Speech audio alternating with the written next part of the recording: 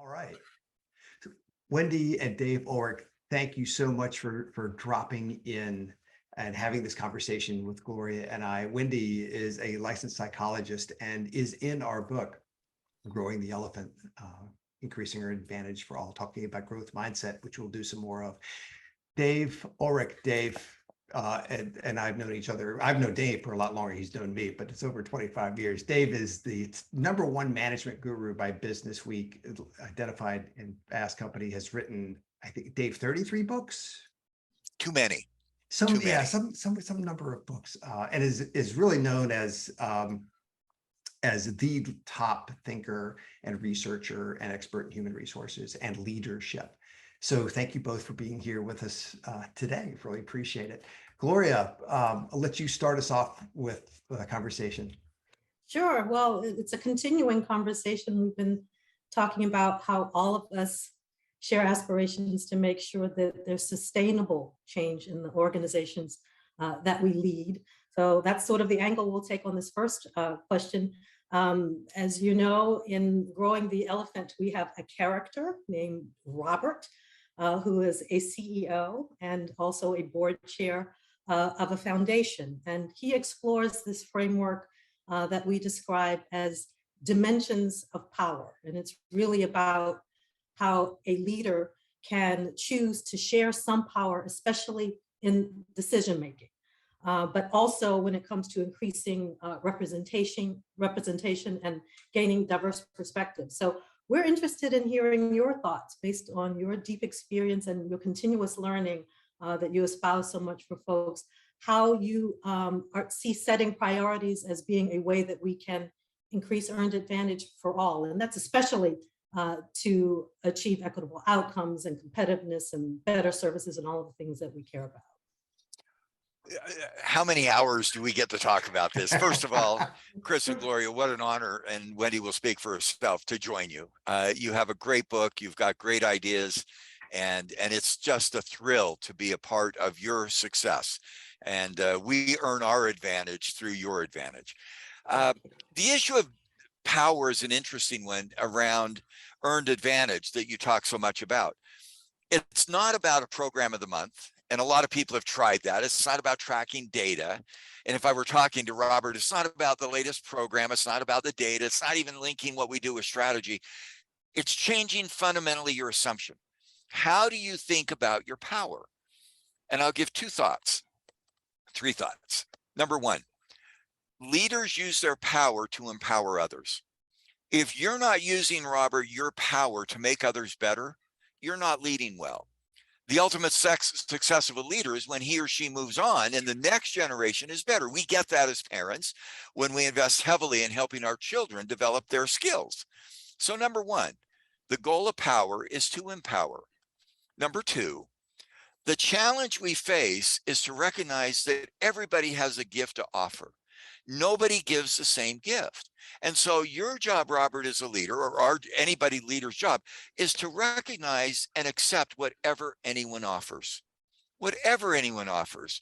Wendy has taught me that about, we had a friend, a quick anecdote.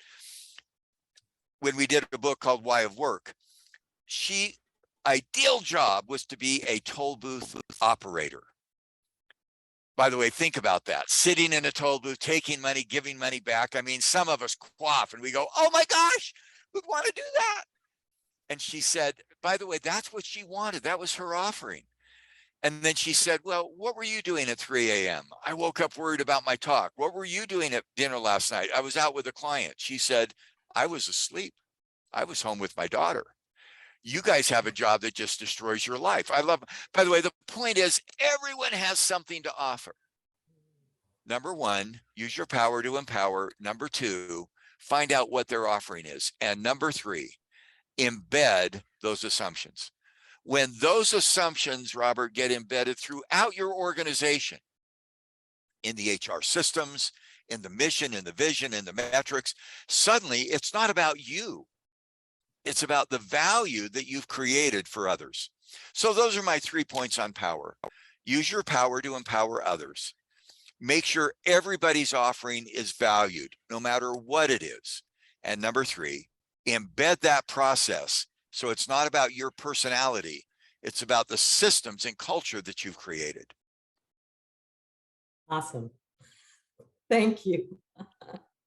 Dave, it's such a great point, and it's an opportunity for me to reference this book right here. One of my favorite reads, written by the two folks on the screen, The Why of Work, Getting Back to Why, Getting Back to the Intent. Just one of the many offerings that the Ulriches have put out over the years. Dave, let me ask you, in what has become an increasingly polarized environment, not just in the United States, but globally, what do you think, or what's your observation around how leaders are meeting people where they are? You know, in our book, it's one of the fundamental principles of our book to try to meet people wherever they are. What's your thought on how leaders can meet people where they are in a time when people seem to be moving away from each other? Don't we all just lament the political toxicity? We're seeing it in the United States in whatever election cycle we're in. By the way, you see it in Britain, you see it in Latin America, you see it in Asia, you see it in obviously almost every country. How do you overcome that? I wish there was a magic answer. Everybody wants to overcome it, we don't. Here's the thing I've been encouraging leaders I coach. We have a lot of research. What's the data? What's the evidence? What's the empirical stuff?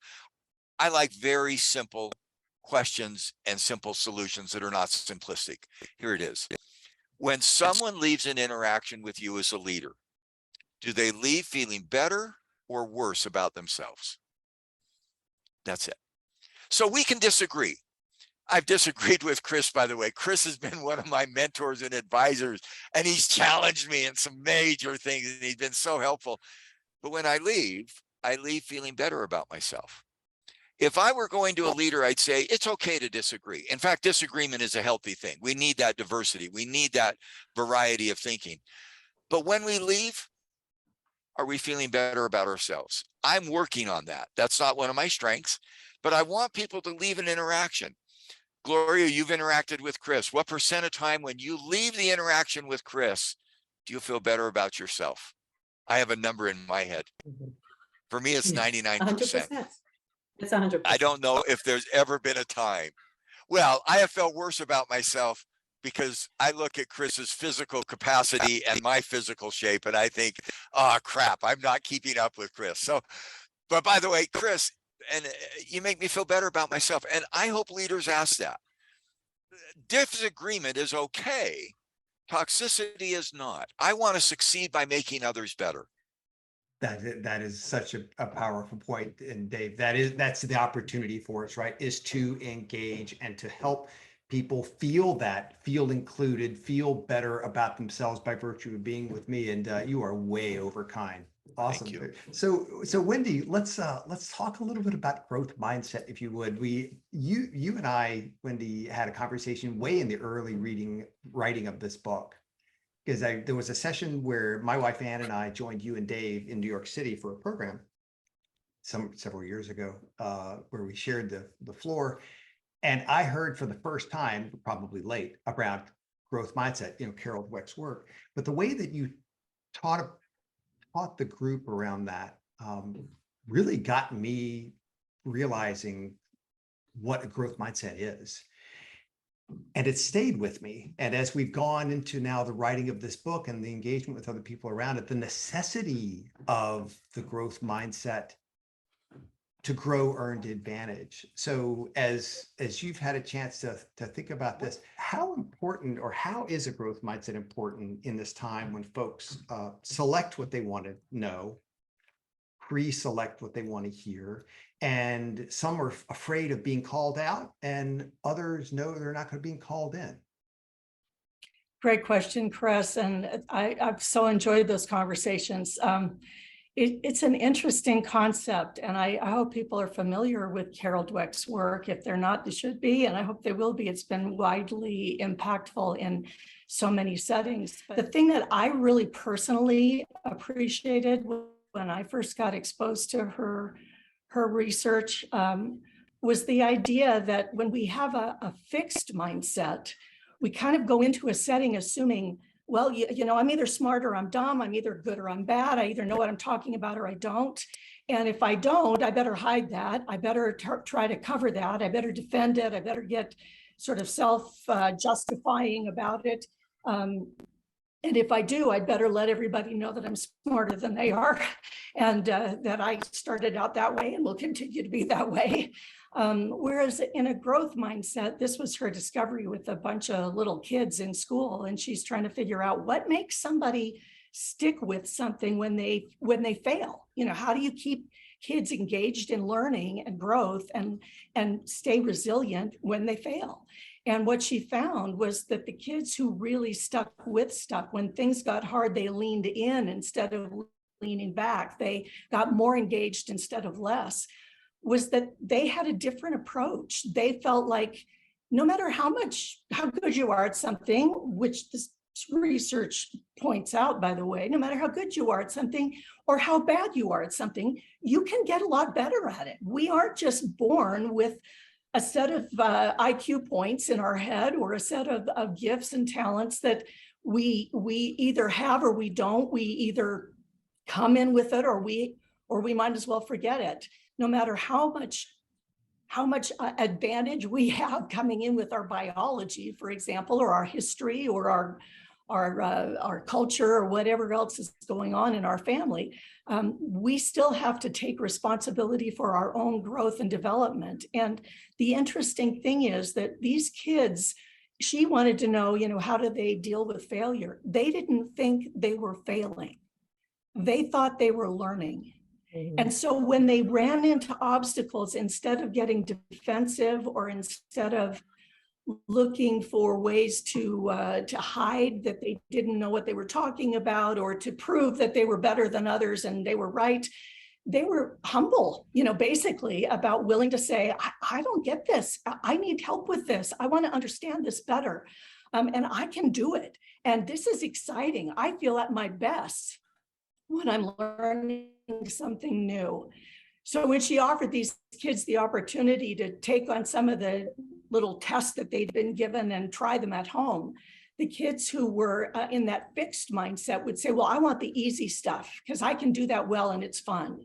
And the kids in the growth mindset said, I want the harder stuff. Why would you keep doing things that you already know how to do?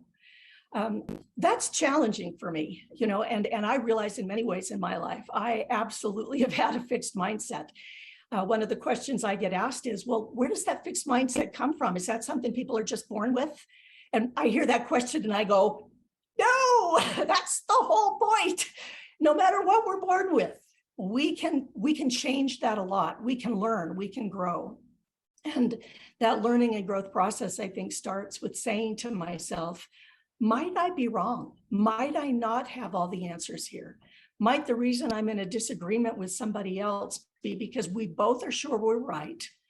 And that's why we're disagreeing, but neither of us is willing to concede. Maybe I do have something to learn, and maybe the outcome will be better if I'm willing to listen. I'm willing to ask questions. I'm willing to get off the defensive of my own position and look for ways that I'm wrong. Which is hard to do, but really important if we're going to keep growing. You said there's so much rich insight there. Taking responsibility for our own growth. It feels like if it were easy to do, we'd all be doing it. So thank you for level setting for us.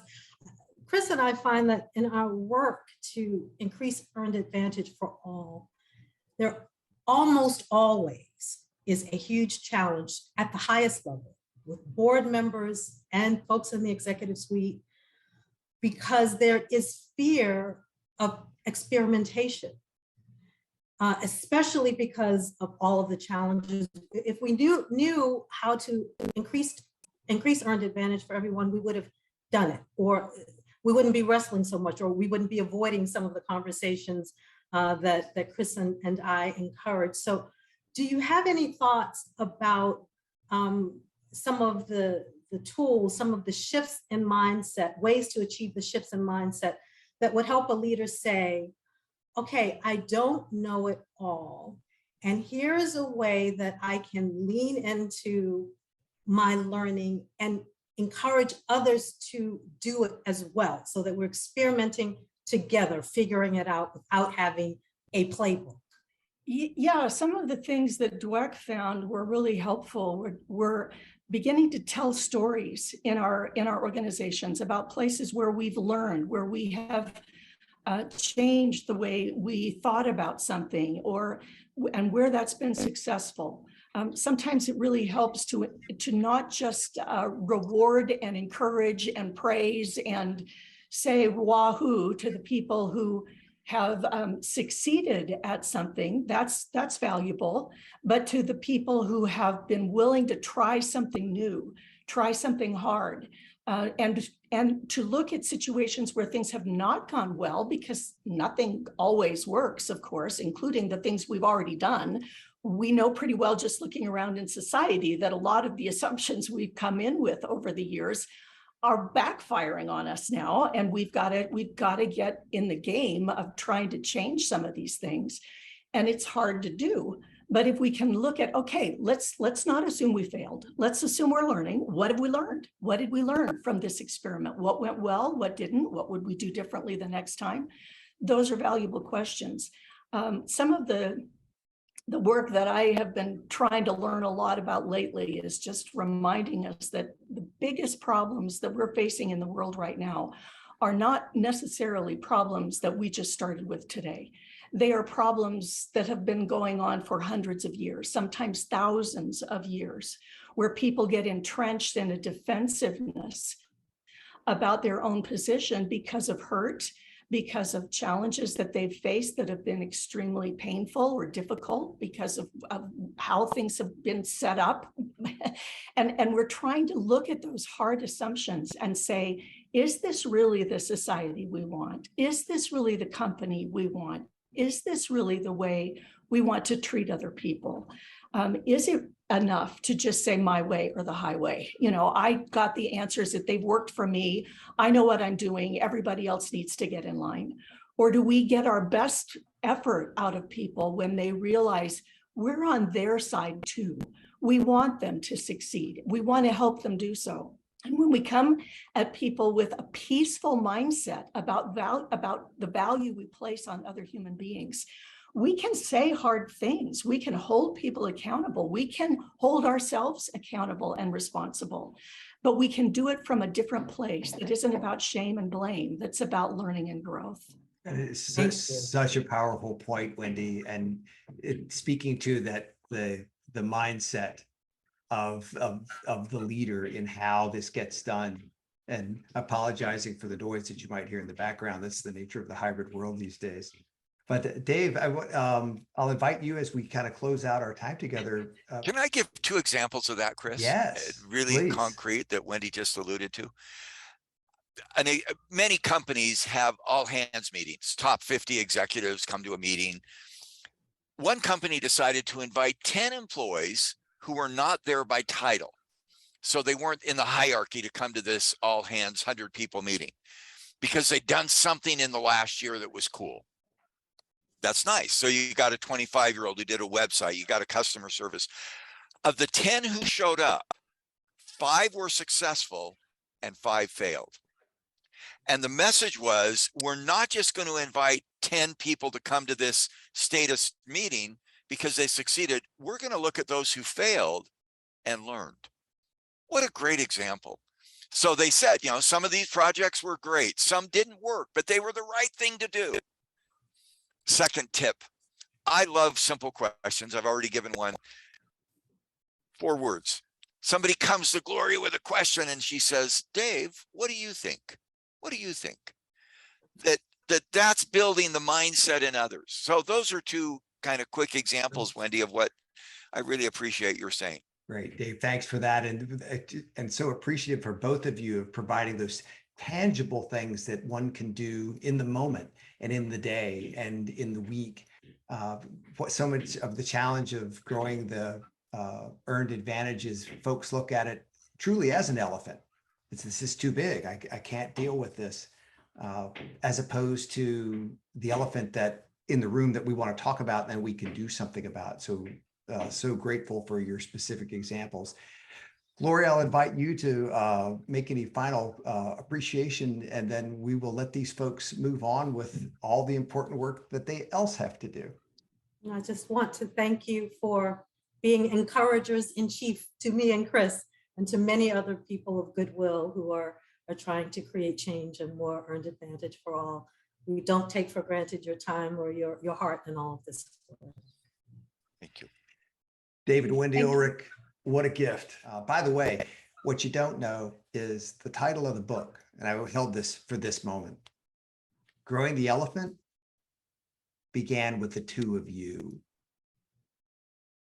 Growth mindset, this is interesting, 2015. Mindset, Dave Ulrich. Advantage, I want to right now tell each of you that the title of this book began with the two of you. Thank you. So thank you. Thank you. You leave me feeling better about myself. There he goes again. Thank you. There you go. Thank you. All the best. Thank you. Thank you.